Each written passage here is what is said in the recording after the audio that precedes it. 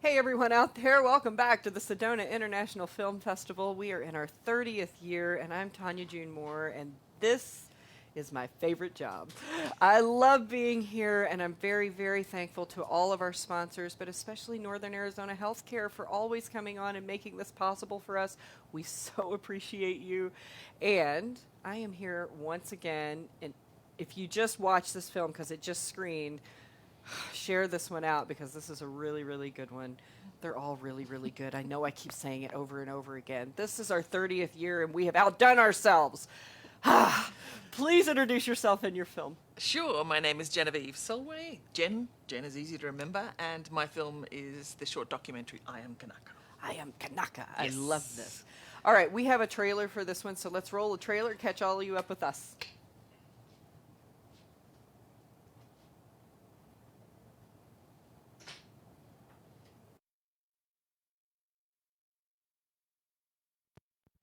How do I describe Hawaii?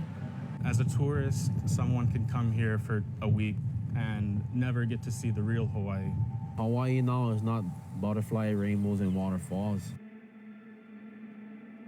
Well, some kids, they have a mom, and the daddy is either incarcerated or in drugs. We gotta, fix the situation.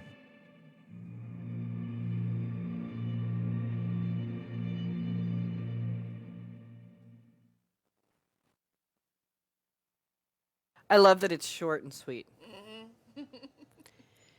So you just screened. Yes. How was the reception for this one? It's a tough watch. I mean, documentaries by themselves are usually a topic which can be quite serious. But I think my trademark is actually finding the positive element at the end of the film. So this is a bookend, if you want to call it that, which has a lot of information at the front end. And so when the film started screening and a lot of the facts, I could hear the audience, the gasp from the audience. I thought, yes, this is That's the correct reaction. this is, or they repeat what they were seeing on the screen. Yes. And then I knew that that was hitting the mark. People were learning something as well as, follow. This is storytelling. It Yes. really is about storytelling. Well, and this is a story. I mean, this is close to home. This is right here. And there are so many, but feels like the beginning of somebody really shining the light on losing an indigenous culture. And I mean, the way we went at this was very recent. How did you come upon this story? Great question. This is the most bizarre, this is the most accidental film that ever happened. Synchronicities are real, girl. Synchronicities are real. This was not planned. I'm telling you right now, I was on the beach. We had just arrived, me and my film crew, and we were told that no, the film I was actually there to film, which was a family reunion, was cancelled. They didn't want to be on the screen at all. And we're standing on the beach, and I'm thinking, oh my God, I've flown all of this crew, very expensive crew, and we're all standing around going, oh, what are we going to do? And out of the corner of my eye, I saw this guy teaching kids how to use an outrigger canoe on the beach. And I looked at him and I thought, he looks like Jason Momoa a bit. And I kind of sidled up there and went, hi, my name's Jen, I'm from Australia. Do you mind if we kind of follow you around a bit? Oh, who are you? Oh, you're Kind of. So I introduced myself, and he was immediately compelling, so inspiring. I discovered he was like an ex-school teacher, so he has that real comfortable level of explaining facts very clearly. So he invited us to his taro farm. They were competing the next day, and literally this is the accidental film that was meant to happen. It surely was. And we in Sedona really, really get into the synchronicities, and this is one of those. Did that story come up in the Q&A? It did. So they asked the question, like, how did you find this film? And It found me. Yes, and were they all like, that's the way it's supposed to be, right? It found me. It found me. What did you walk away, I mean, personally, what did you walk away with when you completed this? Films like this take years. This started in 2018, so it was a pre-COVID film, and you can see that full access to everything in the most extraordinary drone footage of truly a tropical paradise. And you shot all the footage. Yeah. So gorgeous. it's an extraordinary, place because it's home to Jurassic Park. Millions are spent every day by tourists. It's a tourist mecca. But it's the underneath that most people don't know, the history of what the country really is about. And it isn't pointing the finger. The whole point of my film is not to say this is bad, you're bad, etc., etc. But is there a solution? And that is in this single person, this Kaina Makua, this ex-school teacher who teaches kids aged 5 to 20, many from incredibly disadvantaged backgrounds, no father, mother gone, brought up by grandparents, they're distracted by drugs, no money, poverty, all of that sort of stuff. And he's created this incredible non-profit organisation. And that inspiration, what I get from it, is him. Yes. One person can make a difference. One single person. And he, from that point of view, as I said, there's a history element here. I see the same from an Australia point of view. We have the same challenges with our own Indigenous population, finding the solutions and the truth to where their future generations are going to go. The same is here with Kaina Makua. So inspiration. And let me tell you, this has a win. Like, this isn't just, look at what we're doing. You're very right. This is very much what I'm glad we're taking the turn into. Yes. The, more positive, like, we can all win. Like, Yes. this doesn't have to be that you're a bad person and Correct. you're a good person. Correct. I came away feeling like I can help. There's hope. I even felt like, what can I do? How can I Yeah. help? Yeah, Like, absolutely. And there's definite solutions, and Yes. that's a beautiful, beautiful moment. So how was it getting the phone call that you got into the Sedona 30th year? Oh, well, I was lucky. I was advised by a festival.